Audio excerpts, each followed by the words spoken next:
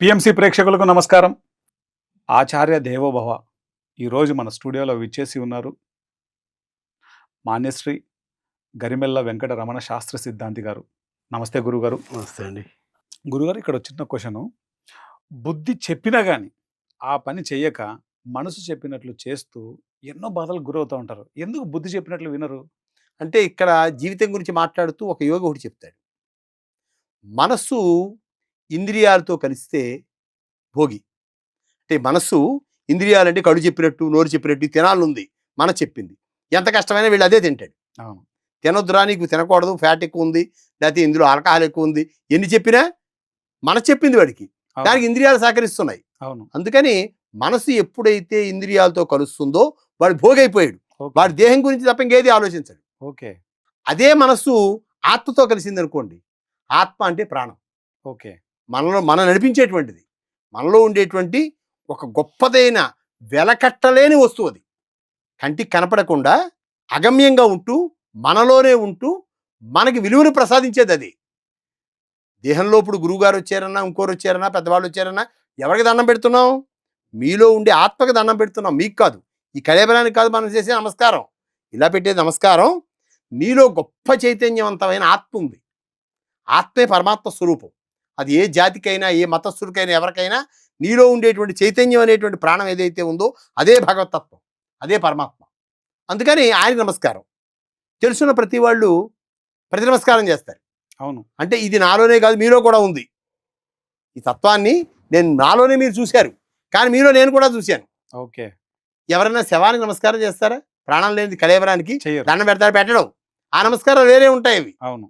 వీడ్కోలు నమస్కారాలు వేరేగా ఉంటాయి. అవును. ఆత్మ లేనప్పుడు. అవును. ఆత్మ లేని ఏదైనా బాధనే ఇచ్చింది తప్ప ఆనందాన్ని ఇవ్వలేదు. ఎండిపోయిన చెట్టును చూసినా మనకి భయం కలుగుతుంది. అవును. నిర్జనమైన ఎడారిని చూస్తే మనకి భయం కలుగుతుంది. అక్కడ జీవకోట్లేదు. అవును. ఎందుకని వస్తుంది అంటే ఆత్మ లేనిది ఏదైనా భయోత్పాతమై. ఈ ఆత్మతత్వమే మనలో ఉన్నటువంటి గొప్ప వస్తువు, విలువ కట్టలేని వస్తువు అది. ఓకే. దానికి వాల్యూతో పని లేదు అసలు. ఇంత వాల్యూ అని మనం చెప్పలేం. అంత గొప్పదైనటువంటిది ఆత్మ. అందుకే అన్నిటికంటే ఆత్మానాత్మ వివేకం తెలుసుకుంటాం. ఆత్మ అనేటువంటిది నీలో ఉన్న గొప్ప వస్తువు. అనాత్మ అనేటువంటిది నీ శరీరం, కళేబరం. ఇది గొప్పదా, అది గొప్పదా? ఈ రెండిట్లని తెలుసుకోవటమే గొప్ప జ్ఞానం అంటాడు. అంటే విడిచి పక్కన తగిలించే చొక్కాకి ఎవడు సెంటు కొట్టుకోడు. ఎందుకు? ఇది విడిచిపెట్టేస్తాం కదా. దీనికి ఎందుకు ఈ ఆభరణాలు? ఈ సెంటు దీనికి ఎందుకు? చాకలి వేసే బట్టలకి సెంట్లు ఇవన్నీ అవసరమా? అవసరం లేదు. అది మాలిన్యం అయిపోయింది కదా, పక్కన పెట్టేద్దాం. అలాగే విలువైనటువంటి దేహానికి ఎవడు ఖర్చు పెట్టాడు? విలువైంది అనుకునే దేహానికి ఖర్చు పెట్టాడు. యోగులు వాళ్ళంతా ఆత్మను బలోపేతం చేసుకుంటూ ఉంటారు. తనలో ఉండేటువంటి ఆత్మను వాడు చూసుకుంటూ వాడు ఆత్మానుభూతిని పొందుతూ ఉంటారు. నీలో ఉన్న అందుకు ఋషులకి భవనాలు లేవు, కార్లు లేవు, ఏం లేవు. కానీ ఎందుకు ఆనందంగా ఉండగలిగాడు? వాడు ఆత్మానుభూతి పొందుతున్నాడు. వీళ్ళెవరూ నాలో ఉన్నా లేకపోయినా అత్యంత గొప్పదైనటువంటి ప్రాణము అనేటువంటి శివం నాలో ఉంది. నాలో ఈ శివం ఉన్నంత వరకే నేను శరీరాన్ని. ఈ శివం బయటికెడితే వెంటనే శవమే. మనిషిలో ఉండేటువంటి ఒక శాస్త్ర ప్రకారం మనని శివము అంటారు. శివము అంటే చైతన్యవంతమైన ఆత్మతో కలిపి ఉన్నటువంటి కళేబరం. ఇది బయటికి వెళ్ళిపోయింది అనుకోండి, ఆ వెళ్ళిపోయేటప్పుడు ఎవరికి చెప్పదు. అది పక్కనే ఉండేటువంటి బుద్ధికి కానీ మనసుకు కానీ ఒక్క మాట కూడా చెప్పదు. నాకు నీతో పని అయిపోయింది, నేను వెళ్ళొస్తాను అని ఒక్క మాట కూడా అందు. టాటా కూడా చెప్పకుండా వెళ్ళిపోతుంది. అందుకే ఇన్ని తెలిసిన వాడి మరణం ఎప్పుడో వాడికి తెలియదు. అది నిజంగా తెలుసుకున్నాడు అనుకోండి, వీడు కూర్చోలేడు, నుంచోలేడు, ఆనందం లేడు, నీటి తాగలేడు. బ్రతికుండంగా నరకం అది. ఈవేళ చాలామంది అజ్ఞానం వల్ల చేసే పని అది. అవును. జ్యోతిష్శాస్త్ర సిద్ధాంతం దగ్గరికి వెళ్ళి, ఇంకో సిద్ధాంతం దగ్గరికి వెళ్ళి, ఎంతకాలం ఉందండి అసలు నేను బతుకుతా, ఆయుద్ధాయం ఎక్కడి దాకా ఉంది, నాకు పిల్లలు ఉన్నారా లేదా, లేకపోతే నేను భవనం కొనుక్కోనా, అమెరికా వెడతానా వెళ్ళనా, ఇవన్నీ గుచ్చి ప్రశ్నించి ఆ రాబోయేటువంటి టైం ఏమిటో వీడు తెలుసుకుని దుఃఖాన్ని అనుభవిస్తున్నారు తప్ప ఎవడో ఆనందాన్ని అనుభవించట్లేదు. కరెక్ట్ గురుగారు. దుఃఖం భగవంతుడు ఇవ్వలేదు. దుఃఖం నీకు నువ్వు కోరుకున్నావు, అడుగులన్నీ అడ్డేస్తున్నావు. అందుకే వాడిని ఏం అడగాలో మనకు అర్థం కాక దేవాలయానికి వెళ్ళినప్పుడు అవి కావాలి, ఇవి కావాలి, ఇవన్నీ ఇందులో ఒక్కడైనా నువ్వు కూడా పట్టుకెడతావా అని పరమాత్మ డైరెక్ట్గా అడిగాడు అనుకోండి, వీడి దగ్గర సమాధానం లేదు. అందుకే మనస్సు ఎప్పుడు ఇంద్రియాలతో కలిగితే వాడు భోగైపోయాడు. ఎన్ని తిన్నా సరే, ఎక్కడికో వెళ్ళాడు, తినవలసినవి తినకుండా అన్నీ తిన్నాడు, బ్రెయిన్ కూడా నిద్రపుచ్చే పరిస్థితి ఆలోచించాడు. ఇది హై, మామూలు 2 GB 3 GB కాదు, ఇది మెగా జీబీ. ఇది ఎన్ని వేల కోట్ల మెగా జీబీయో దీనికే తెలియదు. ఇలాంటి దాన్ని నిద్రపుస్తాను నువ్వు కోరుకున్నావు కావాలని. నిద్రావస్థలో పంపించేయాలనే తాపత్రయపడుతున్నావు. ఎందుకంటే దాన్ని నిద్రావస్థలో పంపిస్తే మనసు నిద్రపోతుంది అనుకుంటున్నావు. ఓకే. అది మెరుకు వచ్చిన మళ్ళీ మామూలే. అవును. నిన్ను ఎందుకు సేవించేవరా అంటే మొన్న జరిగిన బాధ మర్చిపోవడానికి అన్నాడు. మరి ఇవాళ ఎందుకు సేవించేవని అడిగితే నిన్న బాధ మర్చిపోవడానికి అన్నాడు. ఈ బాధ నిరంతరం ఉంది. అవును. దానికి అది మార్గం కాదు. దానికి ధ్యానయోగమే మార్గం. ఓకే. అంతకంటే గొప్పది కాలం. ఓకే. కాలానికి ధ్యానానికి ఉన్నటువంటి సంబంధం కూడా అదే. ఇదే ఆత్మ మనసుతో కలిసిందనుకోండి, వాడు జ్ఞాని అయిపోతాడు. ఓకే. అప్పుడు అది చెబుతుందన్నమాట, నీకెందుకు ఈ పిచ్చి తాపత్రయం, ఈ ఆలోచన అంతా నీకెందుకు? నేను నీలో ఉంటేనే నువ్వు, నేను బయటకు వస్తే ఇవన్నీ ఏం చేసుకుంటావు నువ్వు? నీకేమైనా ఉపయోగపడతాయా? ఈ మంచి మంచి బట్టలు కానీ, చొక్కాలు కానీ, ఈ ఆభరణాలు కానీ ఏమన్నా ఉపయోగపడతాయి? ఏమన్నా అలంకారం చేస్తాడా దానికి? ఆత్మ లేని దానికి ఎవడు చేయడు. అలాంటప్పుడు ఎందుకు? ఈ విషయాన్ని చెప్పేటువంటిదే ఆత్మ. అందుకని అది అదే ప్రేరణ చేస్తూ ఉంటుంది. అది డైరెక్ట్గా మాట్లాడదు. దాని యొక్క సందేశం అది. ఈ రెండిట్లకి మధ్యలో ఉంది బుద్ధి. అది చెప్పింది కరెక్టే కదా. అవును. ఎందుకు వచ్చింది నీకు ఈ బాధ అంతాను? ఎవరన్నా ఈ తప్పు ఎందుకు చేసేవురా అని అడిగితే వీడు చేయమన్నాడండి అంటాడు. మరి వాడు చేయమంటే నీ బుద్ధి ఏమైపోయింది అవును. అంటారు వెంటనే యువతల వాడు. అవును. న్యాయమూర్తుల సమక్షంలో కూడా ఇదే జరుగుతుంది. వాడు ఏదో పొరపాటు చెప్పాడు అనుకో, నీ బుద్ధి ఏమైంది? వాడు మనసాధారంగా బతుకుతున్నాడు. నీలో బుద్ధి అనేది ఉంది కదా. ఇన్నాళ్ళు మంచి కుటుంబంలో పుట్టావు, మంచి పనులు చేసావు, మరి నువ్వు ఆలోచించక్కర్లేదా? నువ్వు ఆలోచించు అన్నప్పుడు శరీరం గురించి మాట్లాడలేదు, బుద్ధి గురించి మాట్లాడాడు. ఈ ధ్యానయోగంలో వానర జాతిలో పుట్టిన హనుమంతుడికి ఒక్కడికే ఉంది బుద్ధిమంతుడని పేరు. అసలు ఏ వానరానికి బుద్ధిమంతుడని పేరు ఎట్టరు. మీరు ఏ వానరానన్నా చూడండి. మరి ఆయన అంత గొప్పవాడు ఎలా అవ్వగలిగాడు? రామ్ అనేటువంటి పరమంతరాన్ని ధ్యానంలోకి తనలో తాను ఇన్సెట్ చేసుకుని ధ్యానముద్రలో గడిపాడు. ధ్యానంలో గడిపాడు. కనుకే అక్కడ పుట్టేటువంటి హనుమంతుడు కూడా గొప్పవాడైనటువంటి బుద్ధిమంతుడు అయ్యాడు. హనుమంతుడికి బుద్ధిమంతుడని పేరు. దీన్ని బట్టి మనం నేర్చుకోవాల్సింది ఏమిటంటే, ఎలాంటి విషయవాసంలో ఎలాంటి దుఃఖాల్లో ఉన్నా ఒక్క 5 నిమిషాలైనా నువ్వు ధ్యానయోగంలో గడుపు. ఓకే. ఏది ఆలోచించకు. ధ్యానం అంటే ఏదో ఒక ప్రత్యేకమైనటువంటి ఒక దేవతను ఉపాసించడం కాదు. అసలు నీకు ఏ ఆలోచన లేకుండా నీ మనసులో ఒక తెల్లకాయితంగా మార్చేసుకో. ఏమీ ఆలోచించకుండా ఉండటమే ధ్యానానికి మూలం. నువ్వు ఏ ఆలోచనతో కూర్చున్నా అది ధ్యానం అవదు. ఒక వ్యక్తిని కేకేసి ఒక యోగి అడుగుతాడు, వాళ్ళు అనాహతులు అంటారు. వాళ్ళ భాష ఎలా ఉంటుందంటే, మీరు ఎక్కడుంటారు, తమ నివాసం ఏది అని అడుగుతారు. నేను ఆధారంలో ఉంటాను, నేను మణిపురంలో ఉంటాను, నేను సహస్రాల్లో ఉంటాను అని వాళ్ళు చెబుతారు. దాన్ని బట్టి ఇవి మనలో ఉండే షట్చక్రాలు. ఓకే. వాళ్ళ ప్లేసు ఎక్కడ అనేటువంటి చెబితే దాన్ని బట్టి ఆ వ్యక్తి యొక్క స్థితి వాళ్ళకి అర్థమవుతుంది. అంటే ఇది ఎలాంటి జ్ఞాని, ఈయన దేని మీద సాధన చేస్తున్నాడు, వీళ్ళు ఏ స్థాయిలో ఉన్నారు, ఏ స్థాయిలో ఉన్నారు, ఇవన్నీ మీకు చాలా క్లారిటీగా వచ్చేస్తాయి అక్కడికి. అందుకని ఇక్కడ దాకా వచ్చేటప్పటికి వాళ్ళ ప్రదేశాన్ని బట్టి వాళ్ళు స్థితి నిర్ధారిస్తారు. ఓకే. వాళ్ళు అలా అడుగుతారు, వాళ్ళు మీరు తమ నివాసం ఎక్కడా అని. అందుకని ఈ షట్చక్ర సంబంధమైనటువంటి వాళ్ళ నివాసాన్ని తెలుసుకోవాలంటే దానికి ఒక మార్గం షట్చక్ర విధానం. అందుకని ఇంద్రియాలు ఎప్పుడూ స్వార్థపూరితమైనవి. దాన్ని నమ్మిన వాడు ఎవడు జ్ఞాని కాలేకపోయాడు. ఇంద్రియ ఆపేక్ష కలిగిన వాడు, ఇంద్రియ మమకారం కలిగిన వాడు సృష్టిలో ఇంతవరకు ఎవరు జ్ఞానులుగా ఉన్నవాళ్ళు లేరు. ఎంతసేపు ఈ శరీరాన్ని సుఖపెట్టాలి, శరీరాన్ని సుఖపెట్టాలి, దీనికి ఇంకా కావాలి, మంచి పరుపు కావాలి, ఇంతలావు పరుపున ఇంకా ఇంత పరుపు కోరుకుంటాడు. ఇంత ఏసీ 24లో పెట్టే బాధే, 21లో పెట్టే బాధే, 30లో పెట్టే బాధే. అవును. పెద్ద పరుపు వేసి పడుకుంటే ఓ చిన్న కంది గింజో పెసర గింజో పొరపాటు మంచం మీద పడింది అనుకోండి, పడుకున్నారు బాగా నిద్ర పట్టింది అంటే తెల్లవారులు నిద్ర లేదండి, కాలి కింద ఏదో మరి రాయో గింజో ఏదో పడింది, నిద్రవానం లేదంటాడు. ఇంత దేహాన్ని ఒక చిన్నదైనటువంటి ఒక బీజం మన నిద్ర లేకుండా చేసింది. ఇంత కళేబరాన్ని ప్రశాంతంగా ఉంచకుండా చేసింది ఎవరంటే నీ మనస్సే. ఎప్పుడూ ధ్యానయోగంలో మనస్సును నిద్రపుచ్చడం ధ్యానానికి ప్రధానాధ్యాయం. మొట్టమొదటి అధ్యాయం ఏమిటంటే దాన్ని ముందు మనసు నిద్రపుచ్చు. మనసుని కనుక నిద్రపుచ్చితే నీ కోరికలు దేని యందు వెళ్ళవు. మనసును ఎప్పుడైతే నిద్రపుచ్చేవో బుద్ధి వికాసం జరుగుతూ ఉంటుంది. నువ్వు అటు ఇటు ఆలోచించకుండా అది కంట్రోల్ చేస్తుంది. నువ్వు ఎక్కడికి ఏది పొందాలనుకుంటున్నావో నిన్ను అక్కడ పట్టుకుపోతుంది. అందుకే పతంజలి మహర్షి వారు ధ్యానానికి పెద్దపీట వేశారు. వాళ్లే కాదు, ఋషులు కూడా వేసింది కూడా అదే. ఎందుకంటే అసలు కలియుగంలో అంత టైం వీళ్ళకి లేదు. ధ్యానం చేయాలి. దేవుడి దగ్గర పుష్పం పెట్టే లోపలనే 100 ఆలోచనలు వచ్చేస్తున్నాయి వీళ్ళకి. అవును. ధ్యానం ఎక్కడ చేస్తాడు? మనసును తెల్లకాయితంగా మార్చుకోవాలనే మార్గం ఎక్కడ వస్తుంది వీళ్ళకి? గురువుగారు, అసలు ఒక మనిషి ఉన్నతంగా ఎదగాలంటే ఏం చేయాలి? ఒక మనిషి గొప్పవాడు అవ్వాలి అంటే యమ నియమ ప్రాణాయామ, ప్రత్యాహార, ధ్యాన, ధారణ, సమాధ్యష్టాంగ యోగ నిర్ధానం. ఒక వ్యక్తిలో ఓ యోగి ఉన్నాడు.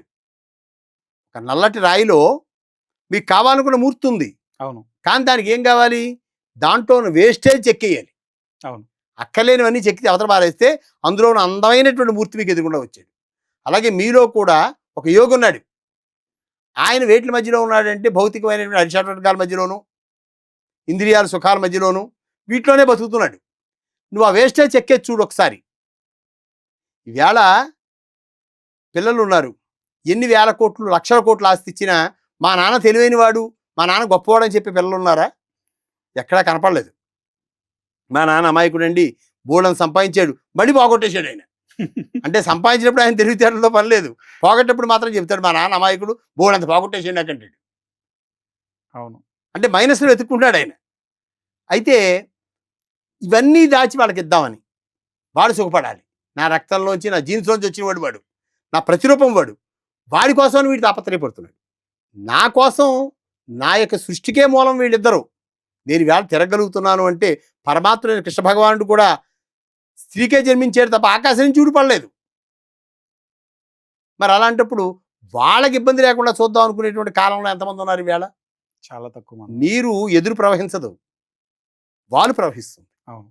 అలాగే ఈ ప్రేమానురాగాలు కూడా ఎలా ఉన్నాయంటే మన తర్వాత జనరేషన్ మనం అందించాలి, వీడి తాపత్రయపడుతున్నాడు. మన కోరికలు కూడా ఈవేళ ఎలా ఉన్నాయి? ఒక పిల్లాడు వస్తాడు, మా అబ్బాయి జాతకం చూడమంటారు, వీడు అమెరికా వెళ్ళే యోగం ఉందా లేదండి, మహాయోగం లాగా అది. వీడు 15 మంగళవారాలు 30 ఆదివారాలు ఏదో పూజ చేయించండి, బాలా గుళ్ళో చేయించండి, హనుమంతుల్లా హాయిగా రెక్కరెక్క లేకుండా ఎగురుతాడు, అమెరికాలో ల్యాండ్ అవుతాడు వెళ్ళి అని ఆయన ఏదో సలహా చెప్తారు. వీళ్ళ పూజలన్నీ చేస్తారు. ఈ పూజలన్నీ దేని అర్థం అంటే వాడు అమెరికా వెళ్ళటమే వీడి పరమార్థం. ఆయన వెళ్ళిపోయాడు, మొత్తానికి అదృష్టం బాగుంది, అమెరికా వెళ్ళాడు. ఏడాది అయింది, 2 ఏళ్ళు అయింది, వీడికి బెంగ మొదలైంది, పెద్ద వయసు వస్తుంది. అప్పటిదాకా ఒక వ్యాపకంలో బతికాడు. ఏ వ్యాపకం? వీడిని అక్కడ పంపించడమే వీడి వ్యాపకం. అవును. దానికోసం అందరినీ టచ్ చేసి చూశాడు, దేవుణ్ణి టచ్ చేశాడు, ఆ ఊరు వెళ్ళొచ్చిన వాళ్ళని, అమెరికా వెళ్ళొచ్చిన వాళ్ళని టచ్ చేశాడు, సిద్ధాంతుని టచ్ చేశాడు, జ్యోతిష్ శాస్త్ర పండితుని అందరినీ టచ్ చేశాడు. దీని పరమార్థం ఏమిటి? అతను అక్కడ పంపించడం. ఆ కాన్సెప్ట్ పూర్తయింది. తర్వాత నెక్స్ట్కి వెళ్ళాడు. నెక్స్ట్ ఏమిటి అంటే వాడు స్థిరపడ్డాడు, వాడు అక్కడ ఇల్లు కొనుక్కుంటాడా అండి, వాడి గ్రీన్ కార్డు వస్తుందా, అన్నీ అయిపోయి తర్వాత పూజలు మొదలుపెట్టాడు. వాడు మళ్ళీ ఇండియాకి ఎప్పుడు వస్తాడు? నేను పోయే లోపల కనీసం ఒక్కసారన్నా వచ్చి నన్ను చూస్తాడా చూడ్డా, నా మరణానంతరం అన్నా దహనానికన్నా వాడు వస్తాడా రాడా, అది వాడు చెప్పని మళ్ళీ బయలుదేరుతాడు. అవును గురుగారు. మళ్ళీ పుస్తకాలు చూసుకుని మళ్ళీ వాడి జాతకం పుచ్చుకుని వాడు ఇక్కడికి వస్తాడో రాడో చెప్పడానికి మళ్ళీ శాస్త్రం కావాలి. ఈరోజు వారణాసిలో గురువుగారు, నేను నా కళ్ళతో చాలా మందిని చూశాను, తల్లిదండ్రులు చనిపోతే పిల్లలు స్టేట్స్ నుంచి రావట్లేదు, కావాల్సిన డబ్బులు పంపిస్తామంటే అంటున్నారు. అక్కడ కాదు, ఇక్కడ మన చుట్టూ ఉన్న పరిసరాల్లోనే ఉంది. ఈవేళ ఫ్లైట్ టికెట్ 3 లక్షలు ఉంది, 4 లక్షలు ఉంది, ఎమర్జెన్సీలో టికెట్ దొరకటం లేదు. నాకు ఎందుకు 120 సెంటీమీటర్లు ఉన్న టీవీ ఉంది, మానిటర్లో నేను చూస్తూ ఉంటాను. అది ఎవరు చేస్తే ఉంది, తల కింద నిప్పెట్టడమే కదా. అంటే ఆయన తెలిసిన పరమార్థం అదే. అందుకని మీరు అక్కడ కానిచ్చేసేయండి, ఉత్తరకి నేను ఇక్కడి నుంచి టీవీలో చూస్తూ 2 కన్నీటి బొట్లు టేబుల్ మీద విదులుస్తాను, అయిపోయింది. అంటే ఒక తండ్రికి కొడుక్కి మధ్యలో ఉండే రిలేషను, ఓ తల్లికి కొడుక్కి మధ్యలో ఉండే రిలేషన్ అక్కడితో అయిపోయింది వాళ్ళకి, వాళ్ళ భాషలో. కానీ అక్కడికి పంపించాలనే తాపత్రయం ఎవరిది? మనసు చెప్పింది కనుక ఇంద్రియాలను వెంట పెట్టుకుని ఇన్ని పుస్తకాలు ఉచ్చుకుని ఇంతమంది చుట్టూ తిరిగి వాడు అక్కడ పంపించడానికి సహకరించాడు. వాడు రాకపోతే తిరిగి అక్కడ భోగాలకి దానికి వెనక్కి రాకపోతే ఎంత బాధపడుతున్నాడు? అక్కడ వాడు అలవాటు పడిపోయాడు, ఇక్కడ ఒక్క నిమిషం కరెంట్ పోయిన వాడు ఉండలేడు. అవును. అందుకని ఇక్కడ రాడేమో. ఒక్కసారి ప్రాణం పోయే లోపల నా దగ్గరికి వచ్చి నాన్నానికి ఆకేస్తే బాగుండు, అమ్మానికి ఆకేస్తే బాగుండు, మళ్ళీ పూజలు మొదలుపెట్టాడు. అంటే అసలు ఈ పూజలకు అర్థం ఉందా? పోవాలని పూజలు చేసిందే వీళ్ళు, మళ్ళీ తిరిగి రావాలని పూజలు చేసేది కూడా వీళ్ళే. ఈవేళ నా దగ్గరికి వచ్చి చాలామంది అడుగుతూ ఉంటారు, మా వాడికి మంచి మనసు కలిగితే నాతో నవ్వుతూ మాట్లాడితే చాలండి, నాకేం అక్కర్లేదు అంటే. నవ్వుతూ మాట్లాడే పరిస్థితి కూడా కోల్పోయాడు. ఒక కొడుకుని తండ్రి ఆలింగనం చేసుకుంటూ ఆప్యాయతగా దగ్గరికి తీసుకుంటాడు. గురుగారు, అసలు కుటుంబ సభ్యులు ఎలా ఉండాలి? వారి మధ్య ప్రేమ అనురాగాలు ఎలా ఉండాలి?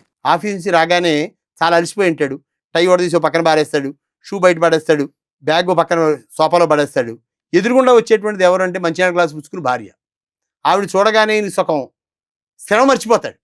భార్య ఏమిటి అంటే గురువర్యులు చెప్పినట్టు అనువిద్య చంద్ర విద్యలు. చంద్రుని చూస్తే ఆనందం కలుగుతుంది, సూర్యోదయాన్ని చూస్తే ఆనందం కలుగుతుంది, భార్యను చూస్తే ఆనందం కలుగుతుంది.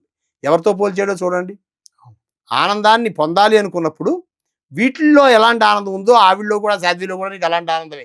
నువ్వు ఎంత కష్టపడి వచ్చినా భర్త కంచంలో అన్నం పెట్టి పక్కన నుంచి నుంచుంది అనుకోండి, ఈయన తినేటప్పుడు ఎలా ఆస్వాదిస్తాడు, బాగుంది బ్రహ్మాండంగా ఉండేవి వేళ, ఎలా ఎప్పుడు చేసేవో కానీ చాలా బ్రహ్మాండంగా ఉంది, ఇంతవరకు ఇలాంటి కోరతం లేదు అన్నాడు అనుకోండి, రేపు 16 కూరలు పల్లెల్లో ఉంటాయి, ఒకటి కాదు. అవును గురుగారు. ఆయన మెచ్చుకుంటే చాలు, జగమంతా పెట్టుకున్నట్టే. అందుకే ఆవిడ నిరీక్షణ. అలా వాటి వెంక ఏమంటారు ఈయన తినేటప్పుడు ఈయన ఆస్వాదన ఎలా ఉంది, కళ్ళు మొత్తం మూసి తిన్నాడా, కళ్ళు తెరిచి తిన్నాడా, చిమచిమలాడుతూ తిన్నాడా, ఎలా అనేటువంటి భావంలో ఉంది ఆవిడ. బతకనేర్చిన ప్రతి భక్త ఏమిటంటే అద్భుతంగా ఉండేవి అంటే వాడి జీవితం హ్యాపీగా గడిచిపోయినట్టే. ఎందుకంటే ఓపిక లేకపోయినా సరే ఇక 4 రకాలు వండి మరీ పెడుతుంది, బయటికి తెప్పేస్తుంది. ఇంకప్పుడు నీ చేత్తో తింటే ఆ మాధుర్యం వేరు అన్న ఒక్క మాట చాలు. అంటే స్త్రీలు ఆలోచన పరంగా ఎంత గొప్పగా ఉన్నా మానసికంగా ఎఫెక్షన్స్ ఇచ్చా ఎంత డెలికేట్గా ఉంటారు అనేటువంటిది ఈ విషయం మనకు అర్థమైపోతుంది. కరెక్ట్.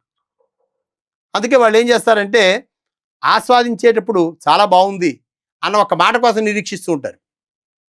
ఏమిటి వేళ చాలా సౌందర్యం, ఈ చీరలో మెరిసిపోతున్నాం, ఇప్పటికు కట్టుకోలేదా ఈ చీర అన్నారు అనుకోండి, ఆవిడ నమ్మగానే భావిస్తుంది. మిగిలిన వాళ్ళందరూ మెచ్చుకోవడం కూడా ఎందుకు, మనకు కూడా ఉండేటువంటి భర్త మెచ్చుకున్నాడు. అంటే స్త్రీల యొక్క మనస్తత్వం వాళ్ళు అంత అల్ప సంతోషులో, అతి కొద్దిలో కూడా. అవును గురుగారు. ఇప్పుడు కోటీశ్వరులు అయినటువంటి వాళ్ళు కూడా పేరంటానికి పెడతారు, శనగల వాయనం పుచ్చుకోలేదు అనుకోండి, వీళ్ళు శనగల వాయనం ఇస్తారు, పుచ్చుకోపోతే వాళ్ళు బాధపడతారు, నాకు ఎవరైనా చాలా ఫీల్ అవుతారు వాళ్ళు. వాళ్ళు కొన్ని కోట్లకు అధిపతులు వాళ్ళు. అవును. 10 రూపాయలు ఖరీదు చేసి శనగల కోసం నిరీక్షించారు, పశువు కుంకాల కోసం. అంటే ఈ పశువు కుంకాలు ఎవరి కోసం, తన సౌభాగ్యవతిగా ఉండటం కోసం, తన కుటుంబం కోసం. అంటే దానికంటే ఎక్కువ ఇంపార్టెన్స్ దీనికే ఇచ్చారు వాళ్ళు. అవును. అందుకని దాని మీదే వాళ్ళు ఫోకస్ అంతా చేశారు. తర్వాత క్లేశాలు కూడా, జుట్టు ఉంది, చాలామంది మనకు చెబుతూ ఉంటారు, భర్తతో చెప్తారు స్త్రీలు, నాకు పెళ్ళికి ఇంత జడ ఉండేదండి, కాలు దాకా తగిలేది, మిమ్మల్ని చేసుకున్నాక ఎలకతోకలా ఇంత అయిపోయింది అంటుంది ఆవిడ. అంటే ఇంత సంపద, ఇన్ని రకాల ఇన్ని ఉన్నా ఈ శిరోజాల మీద వాళ్ళకి ఎంత మక్కువ. అసలు ఈ శిరోజాలకి దేనికి ప్రతిరూపం ఇవి, దీని మీద ఎఫెక్షన్ ఎలా పెంచుకున్నారు వాళ్ళు. అది దాని మీద ఉన్న మమకారం తట్టుకోలేక, కంట్రోల్ చేయలేక ఆ ఊడిపోయిన చుట్టంతా చుట్టి డబ్బాలో పెడతారు, చూరులో దాచుకునేవారు పూర్వకాలం వాళ్ళు అయితే.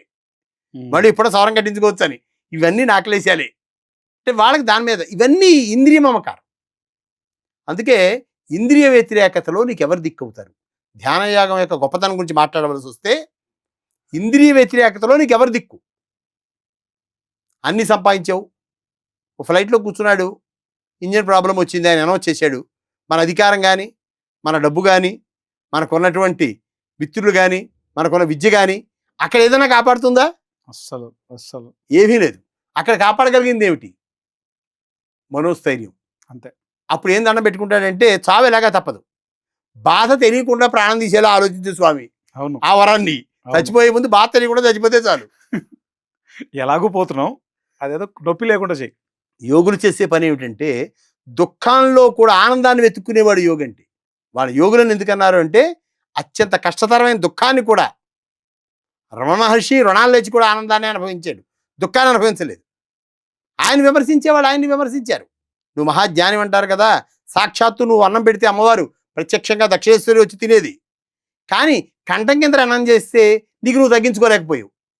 అవును. నువ్వు ఆయన గురువుగా ఎలా భావిస్తావు అని మిగిలినటువంటి వాళ్ళందరినీ అడిగేవారు. మీరు అడగండి ఆయన ఒకసారి, మీరు భ్రమపడుతున్నారేమో, మీకు భ్రాంత్యమో, అది దైవం అనుకుంటున్నారేమో మీరు, లేకపోతే రోజు పాలు అన్నం పెడితే వచ్చి తిని వెళ్ళేటువంటి అమ్మవారు ఈయన గురించి ఒక మాట కూడా మాట్లాడలేదు అంటే నీ దేవుళ్ళో పవర్ లేదేమో, అసలు వచ్చినవాడు భగవంతుడే కాదేమో, అమ్మవారే కాదేమో అని ఆయన చాలా విమర్శలు చేశారు.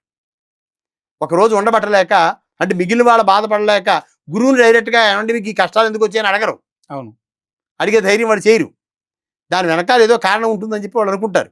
ఆయన మాట్లాడినప్పుడు, స్వామి అమ్మవారి మీ దగ్గరికి వచ్చి నైవేద్యం స్వీకరిస్తోంది కదా, ఎప్పుడు మీ కంఠం కేసి చూడలేదు ఆవిడ అని అడిగారు. అంతకంటే ముందుకు వెళ్ళలేక ఆయన అన్నది ఏమిటంటే, బూడిదలో పోసిన పన్నీరు కన్నా విలువ ఉంటుందేమో, కానీ పన్నీర్ అనేటువంటిది ఎక్కడ పోసినా ఎంతో కొంత వాసన వస్తుంది, బూడిదలో పోస్తే వాసన రాదండి. ఇంకా బూడిదలో కనుక పన్నీరు పోస్తే మట్టి మీద పోసినా మట్టి కాసేపు వాసన వస్తుంది, ఇటక మీద పోసినా వాసన వస్తుంది, చెట్ల మీద పోసినా వాసన వస్తుంది, బూడిదలో పోస్తే మాత్రం రాదు. ఓకే. ఇది ఎవడ గ్రహించి ఉంటారు? అందుకని బూడిదలో పోసిన పన్నీర్ కన్నా విలువ ఉంటుందేమో కానీ నాశనం అయిపోయే శరీరం గురించి భగవతత్వాన్ని వాడుకుంటాం, భగవంతుని వాడుకుంటాం క్షమించడానికి తప్పు. అంటే జ్ఞానులు కలిగే ఆలోచన ఇది. ఓకే. ఇది ఒక బాకీ కోసం పుట్టింది. ఈ శరీరం అంతా బాకీతోనే నడుస్తుంది. ఇక్కడ బాకీలు తీరుస్తున్నాం మనం. దుఃఖం పరమాత్ముడు ఇవ్వలేదు, దుఃఖం నువ్వే కొనుక్కున్నావు.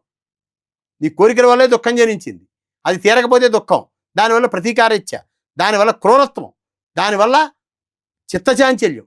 అనుకున్నది జరగకపోయినప్పుడు పిచ్చివాళ్ళ తిరుగుతున్నాడు అంటారు. ఈ డబ్బు పోయి పిచ్చివాడైపోయాడు అంటారు. అవును. ఈయనకు ఉద్యోగం పోయాక పిచ్చివాడైపోయాడు అంటారు. ఇవన్నీ ఎక్కడి నుంచి వచ్చాయి? కోరిక వల్ల వచ్చాయి. ఉన్నత స్థితికి ఎదిగే కొద్దీ ఈ యోగులు ఎవరు ఉన్నత స్థితి కోరుకోలేదు.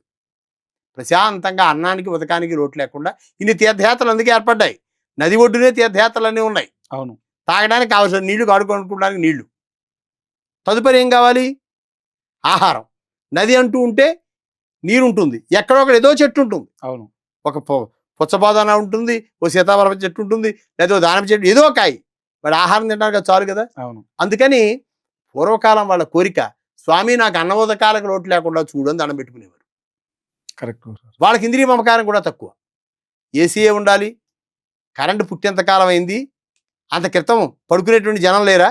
అంతకంటే మహాబలవంతులైనటువంటి వాళ్ళు లేరా? ఉన్నారు. భీముడి కాలంలోనూ నడు కాలంలోనూ వాళ్ళు నిద్రించలేదా? వాళ్ళందరికీ వింజామలు పెట్టి విసిరారా? ప్రకృతిని నమ్మారు, ప్రకృతే విసిరింది. ఇవాళ 24లో ఉన్నటువంటి 24లో పెట్టి పడుకున్నాం ఏసీ అని, ఈ గది వరకు చల్లటి గాలి కావాలని. అదే పరమాత్మ ఒక్కసారి చల్లటి గాలి వేస్తే కొన్ని వేల మంది రిలాక్స్ అవుతారు. ఇది ఈ గది వరకే పనిచేస్తుంది. దీనికి విద్యుత్ అనేది లేకపోతే ఇంత స్వర్గం అనుకునేటువంటి వెంటనే దుఃఖమైపోయింది. అవును. తెల్లవారులు నిద్ర లేదు నాకు, నేను లోపల పడుకోలేకపోయాను, బయట పడుకోలేకపోయాను. బయట పడుకుంటేనేమో దోమనుకుంటే బాధపడ్డాను, లోపల పడుకుంటున్నావు అంటే కరెంట్ లేదు. అంటే నువ్వు కల్పించుకున్న ప్రతి సుఖం వెనక ఒక దుఃఖమే దాగుంది. కరెక్ట్. మన సుఖమని మనం అనుకుంటున్నాం. మనిషి వేళ ఎందుకని కంఫర్ట్గా లేకపోతున్నాడు? ప్రతి వాళ్ళలోనూ ఒక దుఃఖం ఎందుకు మొదలవుతోందంటే ఈ దుఃఖం పరమాత్ముడు ఇచ్చిందా, నువ్వు కల్పించుకున్నదా? మొట్టమొదటి అది ఆలోచించాలి. 99.9% మనం కల్పించుకున్నది, ఇది పరమాత్ముడు ఇచ్చింది కాదు. నువ్వు చేసే తప్పు, ఇంకో తప్పు ఏమిటంటే, ఎవరికైనా ఏదన్నా జరగలేదు అనుకోండి, నా మొహాన్ని నా బ్రహ్మ ఏం రాశాడో, ఏది అనుకున్నా జరిగి చావట్లేదు, నా మొహాన్ని నా దేవుడు ఏం రాశాడో. వీడి మొహాన్ని దేవుడు ఎందుకు రాస్తాడు? ఆయనకి పని ఏమిటి అసలు? ఇదే పని ఆయనకి. వీళ్ళందరి రాత్రం రాస్తూ కూర్చుంటాడా? ఎవడ రాత వాడే రాసుకున్నాడు. నేలలో రేగ్గింజ నాటితే రేగి మొక్కే మొలుస్తుంది. అవును. మర్రి విత్తనం నాటితే మర్రి చెట్టే మొలుస్తుంది. అవును. నువ్వు ఆ చెట్టు కింద ఎందుకు నాటావు? ఆ చెట్టు కింద కూర్చోవాలని.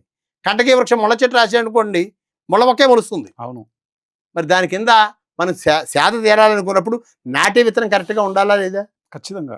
అలాగే మన కోరిక కూడా భగవంతుడి కరెక్ట్గా ఉండాలి.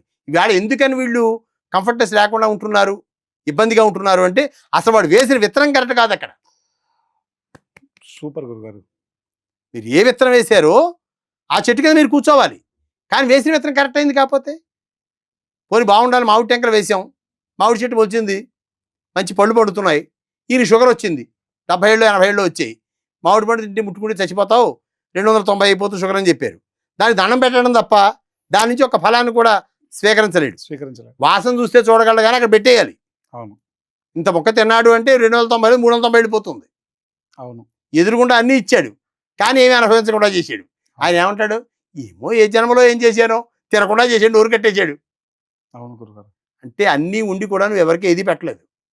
నీకు వేళ కావాలంటే ఎక్కడ ఎన్ని ఉన్నాయి ఎదురుకుండా, సృష్టిలో అన్నీ ఉన్నాయి కానీ నువ్వు పొందలేకపోతున్నావు. అంటే మనం ఏ విత్తనం నాడుతున్నామో ఆ కర్మ సంబంధమైందే మానవ శరీరం. ఈ మనస్సును ఇంద్రియాలతో కలిపితేనేమో దుఃఖం. ఇంద్రియాలతో కలిపితే భోగి. భోగి అంటే నాకు ఇంకా అది కావాలి, ఇది కావాలి, ఇది కావాలి, ఈ భాగంలోనే బతికాడు. దుఃఖానికి దారితీస్తుంది. అది ప్రతిదీ దుఃఖమే. మనం కల్పించుకున్నది ఏదైనా దుఃఖమే. ఈ ఇంద్రియాలను ఆత్మతో కలపాలి. ఆత్మతో కలిపితే యోగి. అదే కనుక మనుషుని ఆత్మతో కలిపితే వాడు యోగి అయిపోతాడు. ఎందుకంటే ఆత్మ చెబుతుంది, నేను ఎల్లకాలం నీలో ఉండను, నాకు టైం అయిపోయినప్పుడు పైనుంచి పిలిపి వచ్చినప్పుడు విత్ ఇన్ సెకండ్స్లో ఇది వెకెట్ చేసి వెళ్ళిపోతాను నేను. ఆ వెళ్ళిపోయేటప్పుడు నీతో కానీ నీ పక్కన ఉండే బుద్ధితో కానీ ఒక్క మాట కూడా నేను చెప్పను. నాకు పని లేదు అసలు మీతోటి. మీరు వేరు, నేను వేరు. చాలా క్లారిటీ ఉంది. అది ఎప్పుడైతే అందుకే వాడి మరణం ఎప్పుడో వాడికి తెలియదు. నిజంగా తెలుసుకుంటే దుఃఖం తప్ప ఆనందం ఎక్కడ ఉందా? చచ్చిపోతారు. ఎవడైనా లాస్ట్ డేట్ మా దగ్గరికి వచ్చి చాలా మంది అది చెప్పండి ఇది చెప్పండి అని అడుగుతారు. నీకు ఇప్పటిదాకా టైం ఉందయ్యా అని ఒక్క మాట చెప్తే చాలు, నేను ఆ జాతకాన్ని చూసి ఇంకా అక్కడి నుంచి లేవలేడు. అది 20 ఏళ్ళ తర్వాత కావచ్చు, 30 ఏళ్ళ తర్వాత కావచ్చు, రేపే కావచ్చు. అవును గురుగారు. అంటే అది కావాలని దుఃఖం కల్పించుకోవడం కాదా? ఎవడు వెళ్ళమన్నాడు? భగవంతుడి టైం ఒకటి ఉంది. అవును గురుగారు. ఆ టైమును కూడా కాదని ఎందుకు పరిగెడుతున్నావు నువ్వు అక్కడైన వాటి గురించి? అందుకని రామకృష్ణుడు చెప్తాడు, బూడిదలో పోసిన పన్నీరు కన్నా విలువ ఉందేమో కానీ అంత విలువైనటువంటి అమ్మవారు నా ఎదురుగుండా వచ్చి నేను పెట్టిన అన్నం తింటూ ఉంటే, అమ్మా నాకు కురుపులు లేకుండా చేయి, నాకు సెగట్లు లేకుండా చేయి, నేను ఆరోగ్యంగా ఉండేలా చేయమని నేను అడగనా? ఇంతకంటే నీచమైన కోరిక ఏదైనా ఉంటుందా అసలు? పరమాత్ముడు ఎక్కడ, నేనెక్కడ? నాలో పరమాత్ముడు చైతన్యవంతమైన ఆత్మగా ఉన్నాడు. ఆయన ఉన్నంతకాలమే నేను, నాకు తెలుసు నేను జ్ఞానినే. జ్ఞాని కనుకే ఆయన దాన్ని గ్రహించగలిగాడు. అందుకే దేహం గురించి మాట్లాడలేదు. గొప్ప గొప్ప వాళ్ళందరూ, ఒక రమణ మహర్షి లాంటి మహనీయులు కానివ్వండి, అవధూతలు కానివ్వండి, ఒక శంకరాచార్యుడు కానివ్వండి, తక్కువ వయసులో మరణం పొందారంటే వాళ్ళకి ఆత్మజ్ఞానం చాలా ఎక్కువగా ఉంది. ఆత్మ అంటే ఏమిటి, తనంటే ఏమిటో వాళ్ళు తెలుసుకున్నారు. ఆత్మనాత్మ వివేకం కలిగింది వాళ్ళకి. శరీరానికి ఆత్మకి ఉన్నటువంటి వ్యత్యాసం వాళ్ళకి తెలిసింది. ఈవేళ ఈ పూజలు, ఈ వ్రతాలు ఈ చాలామంది తెలుసున్నా చేసేటువంటి ఫలితం ఏమిటి అంటే ఇంద్రియ సుఖాలకే ఎక్కువ ఇంపార్టెన్స్ ఇస్తున్నారు. తీర్థయాత్రకు వెళితే పుణ్యం వస్తుందని చెప్పాడు. పుణ్యం అంటే కోరికలు తీరతాయనా? పుణ్యం అనేటువంటి పదానికి అసలు అర్థం ఏమిటి? పుణ్యము అంటే ఏమిటి? ఇది ఒక్కసారి డెప్త్కి వెళ్ళి ఆలోచిస్తే చెప్తాను దాని గురించి. కానీ వీటికంటే కూడా మనం ఏది ఎందుకు చేస్తున్నాం, ఇది చాలా ముఖ్యం. దుఃఖం అనేది పరమాత్ముడు ఇవ్వలేదు, మనమే కొనుక్కున్నాం. అందుకని ఆయన ఒక మాట అంటాడు రామకృష్ణుడు, నాయనా కర్మ సంబంధం గొప్పది. నేను పూర్వజన్మలో ఇప్పుడు గొప్పవాడినే, జ్ఞాన్నే, శక్తి సంభూతుడినే. అమ్మవారు నా దగ్గరికి వచ్చి అన్నం తింటుంటే నేను గొప్పవాడిని కాబట్టి ఎలా అవుతాను? కానీ నేను ఆవిడ కొడుకునే. ఇంట్లో పెద్ద వ్యక్తి ఉన్నప్పుడు నేను ఎప్పుడు చిన్నవాడిని. అంటే భగవంతుడి కంటే గొప్పవాడిని ఎప్పుడు కాదు. ఆయన చెప్పిన దాంట్లో మంచి మెసేజ్ అది మనం గ్రహించవలసింది. అంతకంటే ఎంత విద్వాంసుడైన ఋగ్యదు సామాత్మన కావ్య నాటకాలంకార భట్ట ప్రాభాకర పురాణ న్యాయ తర్కమేమాసాధ్య శాస్త్రాలు చదువుకున్న భగవంతుడి ముందు చిన్న డ్యూటీ లాంటి వాడు మాత్రమే. వేళ చాలామంది దేవుడి ఫోటోలు కూడా పక్కన పెట్టి వ్యక్తుల ఫోటోలు పెట్టి పూజ చేసుకునే పరిస్థితి వస్తుంది సమాజంలో. ఇది దేనికి సింబాలిక్ అంటే వాళ్ళని గైడ్ చేసేటువంటి వాళ్ళు ఎడ్యుకేషన్ గైడ్ చేస్తున్నారు. అంటే నువ్వు దేవుడి కంటే గొప్పవాడివా, భగవంతుడి కంటే గొప్పవాడివా? దేహో దేవాలయ ప్రోక్తో జీవో దేవ సనాతన. ఒక మహన్యాస మంత్రంలో నీ దేహం ఒక దేవాలయం అనుకో, ఆ దేవాలయం లోపల ఉన్నటువంటి ఆత్మస్వరూపమైనటువంటి నేను మాత్రమే దేవుణ్ణి. నువ్వు బయట అంతా వెతుకుతున్నావు, ఒక్కసారి నీ కన్ను లోపలికి తిప్పి నాకేసి ప్రశ్నపజేయి. ఈ సెర్చ్ లైట్ బయట వెతుకుతోంది, దాని కిందది వెతుక్కుంటుందా? సెర్చ్ లైట్ డిజైనింగ్ చూసే ఉంటారు మీరు, జైల్లోని గట్ట పెడతారు, ఇలా రౌండ్గా తిరుగుతూ ఉంటుంది, చుట్టూ ఉండే పరిసరాలు అన్నీ చూపిస్తుంది అది. ఎవడన్నా వెళ్ళి ఆ లైట్ కింద నుంచున్నాడు అనుకోండి, దానికి వాడు కనపడ్డు.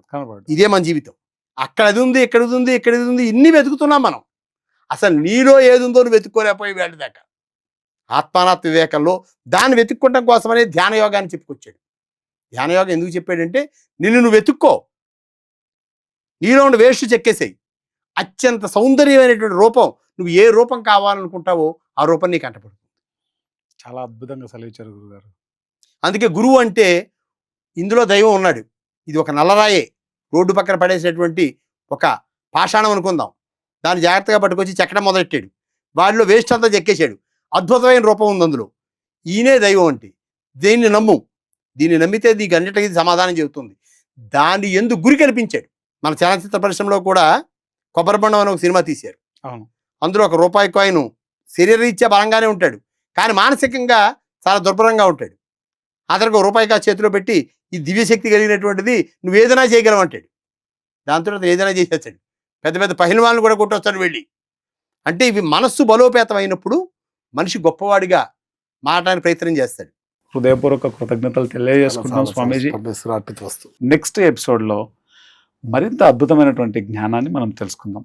అంతవరకు చూస్తూ ఉండండి PMC pyramid meditation channel. Thank you very much.